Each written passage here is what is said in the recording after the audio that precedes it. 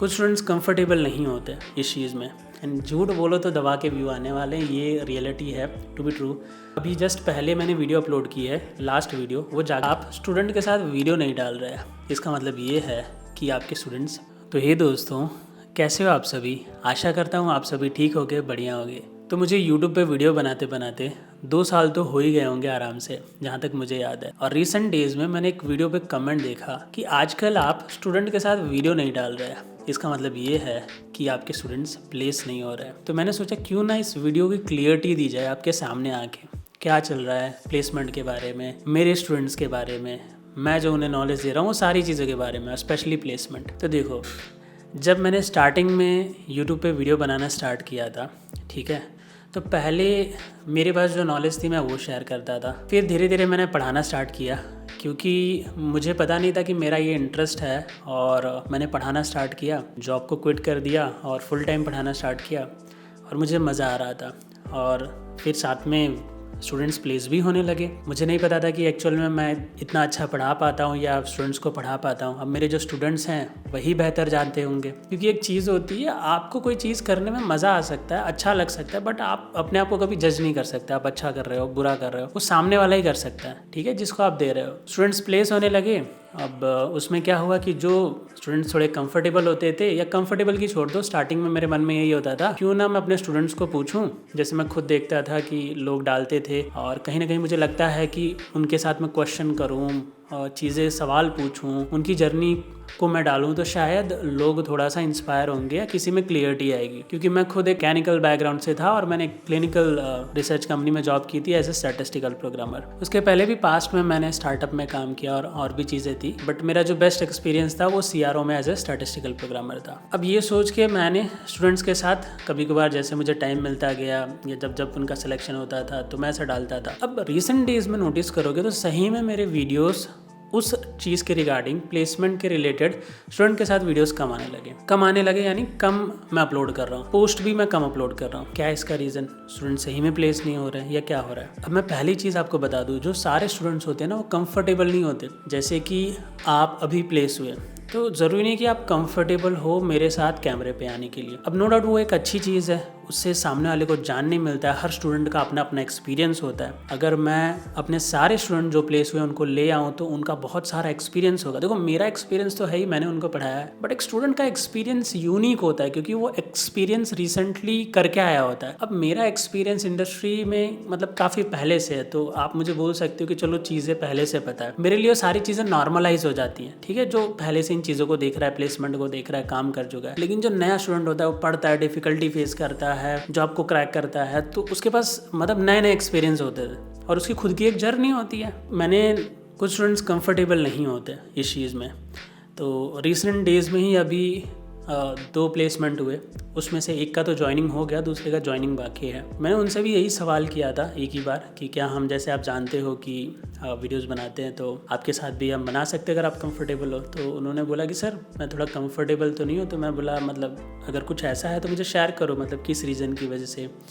तो उन्होंने बोला सर ऐसे ही, पता नहीं कि मैं थोड़ा कैमरे के सामने वो हो जाता हूँ। तो मैंने बोला ठीक है, कोई बात नहीं, चलता है, फिर भी अगर हो सके तो आप मुझे बताना। तो मैंने एक बार पूछा उन्हें, फिर वो चीज़ वही रह गई, मेरे भी ध्यान से निकल गया। अब क्या होता था, पहले मेरे पास है ना रिस्पॉन्सिबिलिटीज़ कम थी दोस्तों, टू बी ट्रू। पहले मतलब ऐसा था कि मैं कुछ ही स्टूडेंट्स को पढ़ाता था, बहुत कम में भी एक बैच में 2 स्टूडेंट्स को। और ऐसा नहीं कि आज भी मैं 50-100 स्टूडेंट्स को पढ़ाता हूँ। अभी मेरी एक बैच चल रही है, उसमें मैं 4 ही स्टूडेंट्स को पढ़ा रहा हूँ। मैं देख रहा हूँ मेरे पास और भी रिस्पॉन्सिबिलिटीज़ हैं। जैसे दिन में मेरी 2 बैच चलती है फॉर श्योर, एक दिन में 2 बैच चलती है। तो किसी एक बैच में स्टूडेंट्स बहुत कम होते हैं, और किसी एक बैच में थोड़े से नॉर्मलाइज होते हैं, 10 या कभी कभार 15, डिपेंड करता है। अब ये चीज़ें फिक्स तो होती ही नहीं कि कितने स्टूडेंट्स आपके पास पढ़ने आएंगे, राइट। कोई गारंटी थोड़ी होती है कितने स्टूडेंट्स आपके पास पढ़ने आएंगे। तो एक बैच में मेरे पास थोड़े ठीक ठाक होते हैं, 10 या 15, और एक बैच में कभी कभार बहुत कम होते हैं, और कभी कभार दोनों में ही कम होते हैं। ठीक है, ये सारी चीज़ें चलती रहती हैं। कभी कभार दोनों में ऐसा हुआ 3-3 4-4 हो गया, दिस इज़ नॉर्मल। अब क्योंकि मेरा ज़रूरी नहीं है कि मतलब इतने स्टूडेंट्स आने ही चाहिए तो ही मैं पढ़ाऊँगा, तो जितने होते हैं मैं मज़े से पढ़ाता हूँ। मज़ा आती है मुझे इस काम में क्योंकि मैंने चुना है। अब इसके सिवा बात कर लेते हैं कि क्या रिसेंट डेज़ में, चलो ठीक है ये आपने बता दिया, सारे स्टूडेंट कंफर्टेबल नहीं होते और दूसरी चीज़ आप बिज़ी भी हो गए हो, जो रियलिटी में अब रिसेंट डेज़ में मैं थोड़ा सा बिज़ी हो गया हूँ, ठीक है, काम की वजह से, चीज़ों को बेटर करने की वजह से। जैसे पहले मैं सिर्फ पढ़ा रहा था क्योंकि मुझे मज़ा आ रहा था, क्योंकि मैंने इस रोल पे काम किया है, तो मुझे मतलब बट ऑब्वियसली इतना नॉलेज था ही कि मैं प्रेशर को इतना नॉलेज दे सकूँ कि वो इंटरव्यू क्रैक कर सके। बट धीरे धीरे मुझे भी लगा कि अब इन चीज़ों में अपग्रेड करने की ज़रूरत है। अब मेरे पास सफिशिएंट डेटा है, अब मैं पिछले कुछ सालों से बच्चों को पढ़ा रहा हूँ, अब मुझे पता है कि कहाँ क्या कमियाँ हो रही है, क्या चीज़ें इंक्लूड करनी चाहिए। तो हमने बहुत सारी चीज़ें इंक्लूड की, अलग अलग चीज़ें इंक्लूड करने का हमेशा ट्राई करते हैं, चाहे वो टेक्निकल हो नॉन टेक्निकल हो। जैसे कि पहले हम सिर्फ पढ़ते थे बेस एडवांस क्लिनिकल, अब हमने कम से कम 100 इंटरव्यू क्वेश्चन सॉल्व करना शुरू कर दिए। और वीकली टेस्ट होते हैं या कई बार हर 15 दिन में टेस्ट होते हैं, हर 10 दिन में 5 दिन में जीडी होता है, ग्रुप डिस्कशन होता है, सब बहुत सारी चीज़ें होती हैं। प्लस उन चीज़ों को थोड़ा सा प्लान करना पड़ता है, शेड्यूल करना पड़ता है। स्टूडेंट्स के बहुत सारे डाउट होते हैं, मैं डाउट कभी भी ले लेता हूँ। कभी बार आज पूछोगे तो आज, मोस्टली मैं प्रीफर करता हूँ डाउट कल पूछो जो मैंने आज पढ़ा है, क्योंकि आज उसको आप प्रैक्टिस करोगे। जब प्रैक्टिस करोगे तो आपको एक्चुअल में डाउट पता चलेगा। मैं प्रीफर करता हूँ कल पूछोगे तो बेटर रहेगा, बट जब स्टूडेंट्स पूछता है तभी बता देता हूँ, उसमें ज़्यादा नहीं सोचता, ठीक है। अब उसकी वजह से टाइम बढ़ जाता है, कोई भी स्टूडेंट कभी भी डाउट पूछ रहा है, मैंने शेड्यूल नहीं रखा है। अब चीज़ें मज़े से चल रही है तो मैं सोचता भी नहीं, ठीक है।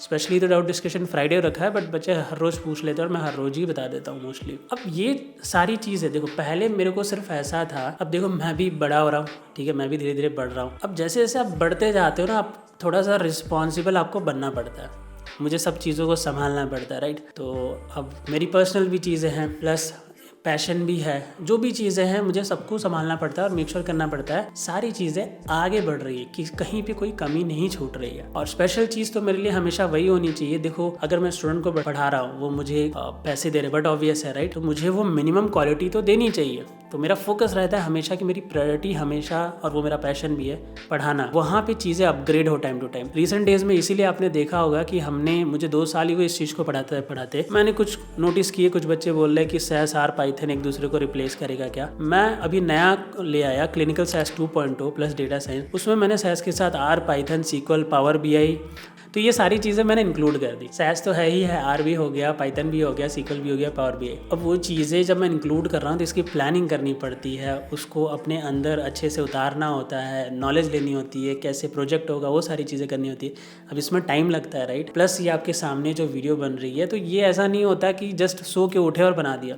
हाँ, सो के उठे बना दिया वो भी होता है, लेकिन हमेशा नहीं होता। कभी कभार ऐसा होता है कि बना दिया और मतलब काफ़ी लोग उसे प्रोत्साहन कर रहे हैं, अच्छा बोल रहे हैं। कई बार ऐसा होता है बहुत मेहनत करके बनाया और मतलब कुछ भी लोगों ने नहीं देखा। आप सभी को पता है आज के टाइम पे जो दिखता है, जहाँ ज़्यादा बोली लगती है ना, वो बिकता है।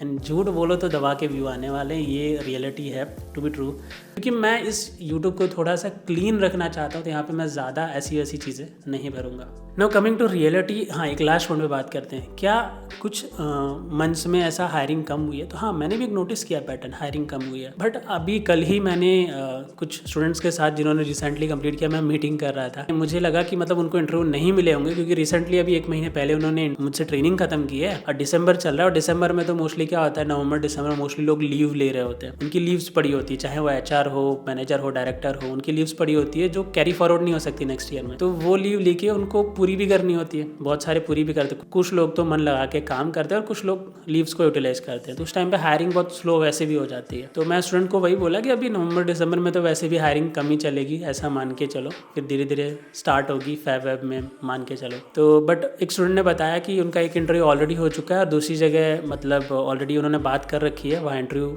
मतलब शेड्यूल हो सकता है। तो देखो कुछ लोग, और वो जो बंदे ने ऐसा बोला ना, टू बी ट्रू मैं ये बोलूँ, वो बंदा बड़ा पॉजिटिव बंदा है, वो करंटली भी अपनी लाइफ में अच्छा कर रहा है एंड मुझे लगता है वो आगे भी अच्छा करेगा।